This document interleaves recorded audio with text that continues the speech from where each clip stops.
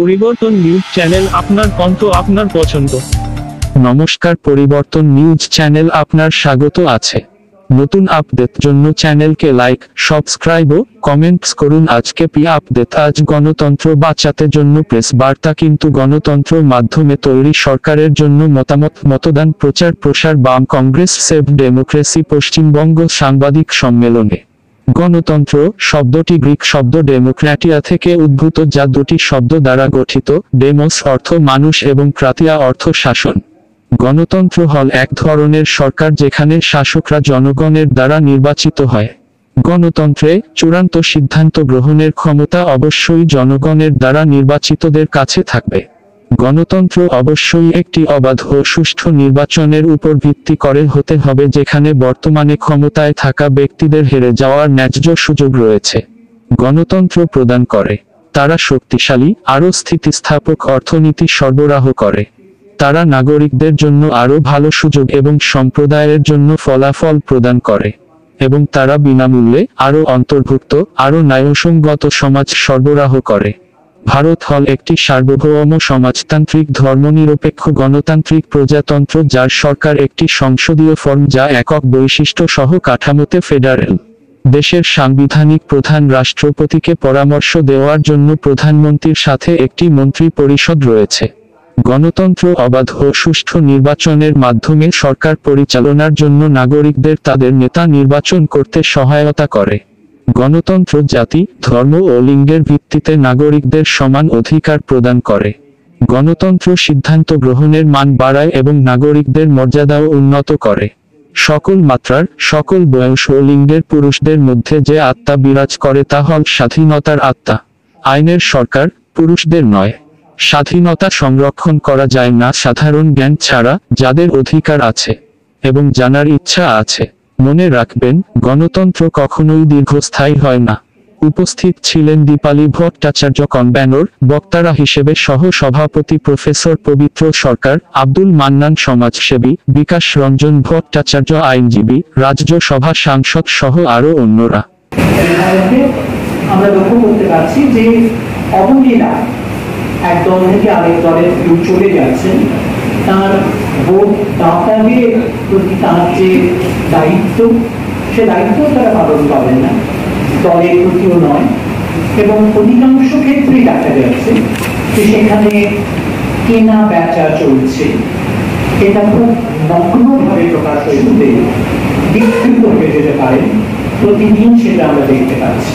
এবং তাদের ন্যূনতম দায়িত্ববান প্রতিনিধিদের আমরা নির্বাচিত করব, যারা কালকে ঘুষকে, দুর্নীতি, পণ্যকে নিবঞ্চিত হয়ে নিজেদের পেঁচিয়ে দেন। এবং সেইভাবে আমরা আমাদের প্রতিনিধিদের নির্বাচিত করব। এই সংকল্প, এটা যদি আমরা গ্রহণ করতে না পাই, তাহলে গণতন্ত্রের কোনো ভবিষ্যৎ থাকে না। চাষিবাদের বয়স 100 বছর পূর্ণ হয়েছে। 1923-এ প্রিমিটিভ ভাষাতে চাষিবাদ শব্দটা এসেছিল। ফ্যাসিস্ট পার্টি তৈরি হয়েছিল ইতালিতে। তার 100 বর্ষ পূর্তিতে আমরা চাষিবাদেরই আন্তর্জাতিক স্ফুরণ দেখছি, নবস্ফুরণ দেখছি। গণতন্ত্রের লজ্জা সেটা। সেইখান থেকে যদি আমাদের উঠে দাঁড়াতে হয়, তাহলে এটা আমাদের একটা সুযোগ। এই সুযোগটা যদি আমরা গ্রহণ করতে পারি, তার সঙ্গে আমার একটা কথাই যোগ করা, যেখানে সংবাদপত্রের প্রতিনিধিরা এখানে আছেন, মিডিয়ার প্রতিনিধিরা আছেন, তারা জানেন, তাদের নতুন করে আমাদের কিছু বলার নেই, যে তাদেরও ওপরে কতখানি চাপ থাকে, তাদের পত্রিকার মালিকানার উপরে কত চাপ থাকে। লোকসভার ভোটের উদ্দেশ্যে কতগুলো শপথ নেওয়ার জন্য আমার আগেই শ্রমিকরা অনেক কিছু বললেন যে প্রবল চাষিবাদের যে উত্থান হয়েছে, সেদিকে আমাদের সকলের নজর দিতে হবে। আমাদের সমস্ত নাগরিক হিসেবে আমাদের একটা দায়িত্ব, কর্তব্য আছে যে মানুষকে সচেতন করে তোলা।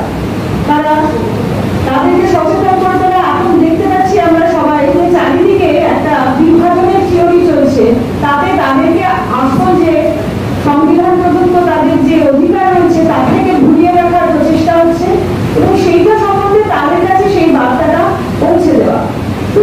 নয় এমন প্রার্থীকে নির্বাচন করা যে কিনা এই মানুষের কথা সংসদে গিয়ে বলতে পারবে। এবং আমি মনে করি যে আমরা এখানে আমাদের এই কেন্দ্র থেকে সায়রা শাহ হালিমের সম্বন্ধে এই কথাটা আমি নিশ্চিত হয়ে বলতে পারি যে তিনি একজন যোগ্য প্রার্থী। এবং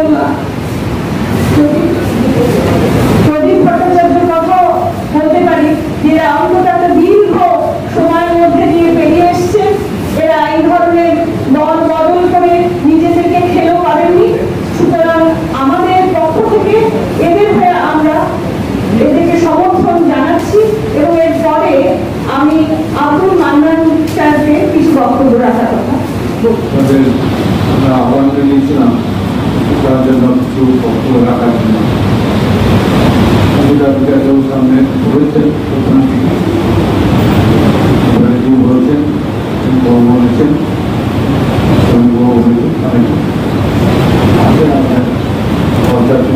সরকার আছেন তিনি বললেন পরে আমাদের আছেন সেটা বলবেন। হঠাৎ এটা বলার দরকার হচ্ছে কেন আমরা কঠিন পরিস্থিতির মধ্যে দিয়ে চলছি।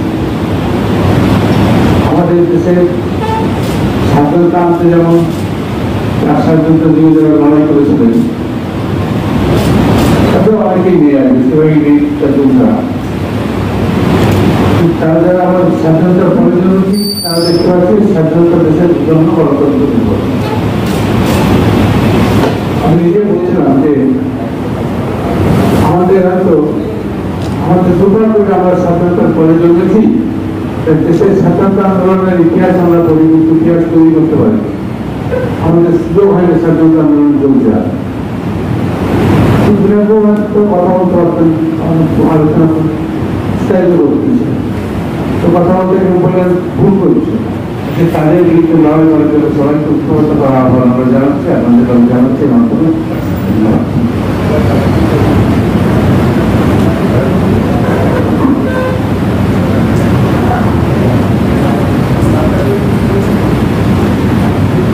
আমি অনেক তার বক্তব্য রাখতে চাই।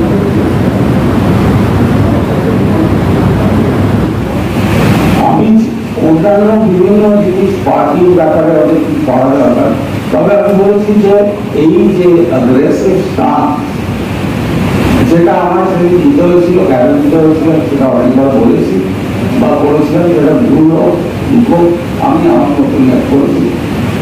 তো আমি বলছিলাম পুরো ভায়োলেন্স বা কিছু করছি না, হিংসা। কিন্তু আমি খুব ভীষণ মনে করি যে attack is the best form of defence, যেটা সেলিমটা ক্রিয়েট করে রেখেছি। এবং সাথে সাথে এই যে যারা বলে সবগুলো মেইনস্ট্রিম মিডিয়া ভাইরাল তৈরি করে রেখেছে, অ্যাকচুয়াল খবর পেতে হলে কিছু বড় যেতে চায় এবং সেটা তাদের ভিউয়ারশিপ সাংসাই করে পাচ্ছে, ইয়ে থেকে ফিরে গেছে এবং অন্য জায়গায়। কারণ ওদের তো ফাইনালি খবর চায়, একটা গুলি নিয়ে গুলি ফিরিয়ে ইয়ে করলে তো আমরা আপনাকে সংবাদ সংগ্রহ করতে হবে এবং পরিবেশন করতে হবে, তাহলেই আপনি সাংবাদিক।